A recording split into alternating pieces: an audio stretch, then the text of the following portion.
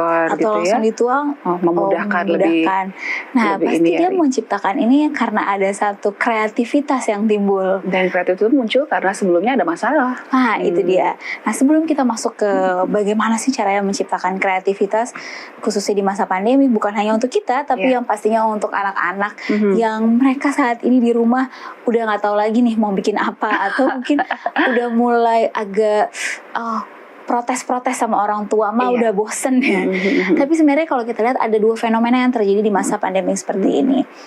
Masa pandemi seperti ini mau tidak mau kita diwajibkan untuk stay at home, melakukan segala aktivitas kita sebisa mungkin di rumah, di kecuali rumah belanja saja. Buat kebutuhan makanan. Betul, atau mungkin ada satu pekerjaan kita yang memang kita tidak bisa tinggalkan, seperti dokter ataupun lain sebagainya.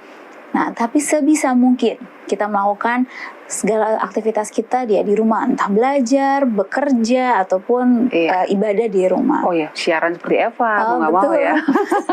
Nah, tapi ada dua fenomena nih kalau bisa dibilang saat ini yang terjadi. Saya juga pernah baca banyak juga di surat kabar. Ada satu kelompok keluarga yang mereka yang tadinya memanfaatkan lah fenomena ini menjadi lebih akrab satu dengan yang lainnya, menjadi lebih erat hubungannya satu dengan yang lainnya, antara orang tua jadi bisa melihat anak-anaknya atau anak-anaknya punya banyak waktu sama orang tua, sehingga timbul yang namanya kebahagiaan. Betul. Tapi ada satu kelompok yang karena fenomena ini malah keluarganya makin kesusahan.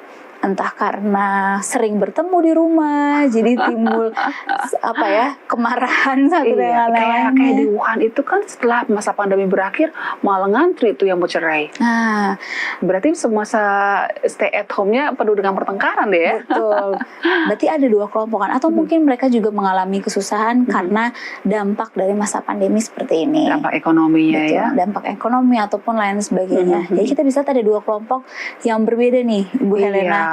Karena masa pandemi seperti ini. Tanggapan Ibu Helena seperti apa? Iya, yang pasti sebenarnya kita bisa belajar dari tokoh-tokoh yang juga pernah mengalami masa karantina seperti kita. Kalau dari catatan saya, itu Newton. Oh iya, Isaac Newton. Isaac Newton itu menemukan teori gravitasi, ya kan? Kemudian juga Shakespeare ketika dia menciptakan salah satu karyanya lah, novel. Ya itu. Nah itu ternyata dilakukan pada saat mereka harus dikarantina, mengalami masa karantina. Jadi kita juga mungkin ingat